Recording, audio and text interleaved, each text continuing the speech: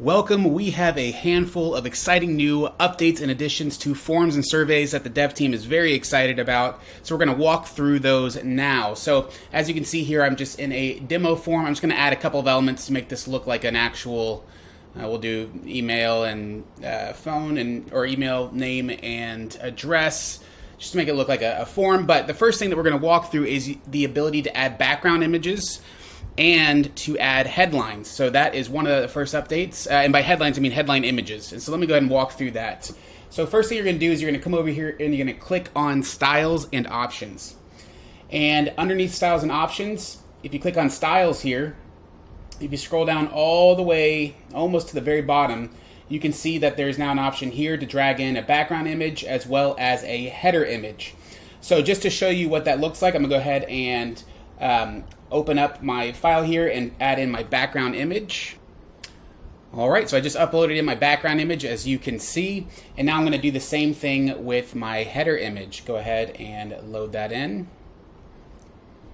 All right, so as you can see here, I have now a header image, as well as a background image, as well as the actual form itself, which is a pretty neat addition. I'll show you in a little bit what this actually looks like within a funnel.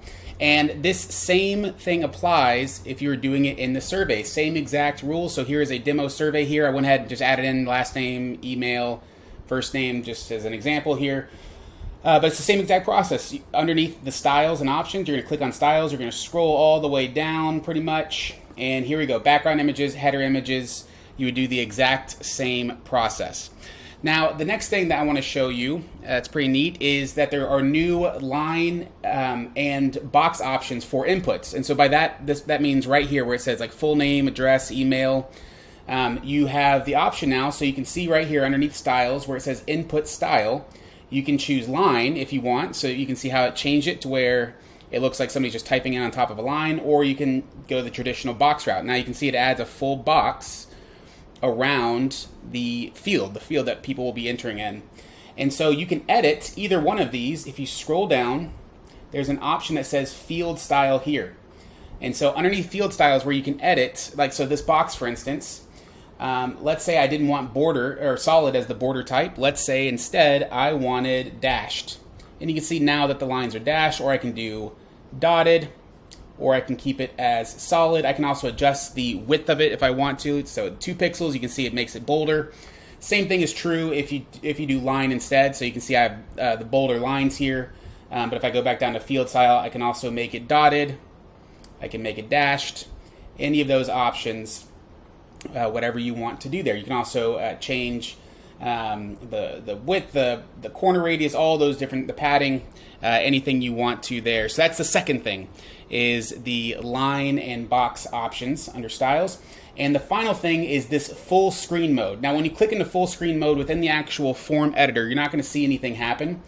You'll see it just, nothing really happened.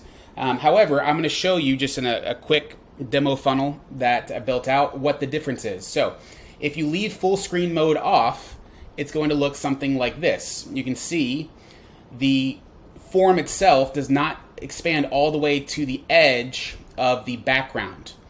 And so instead it's kind of contained inside of it. Now if I did full width, it would look like this, where the form takes up the full width of this element. Now it's not going to take up the full width of the whole page, just the full width of that form element like this.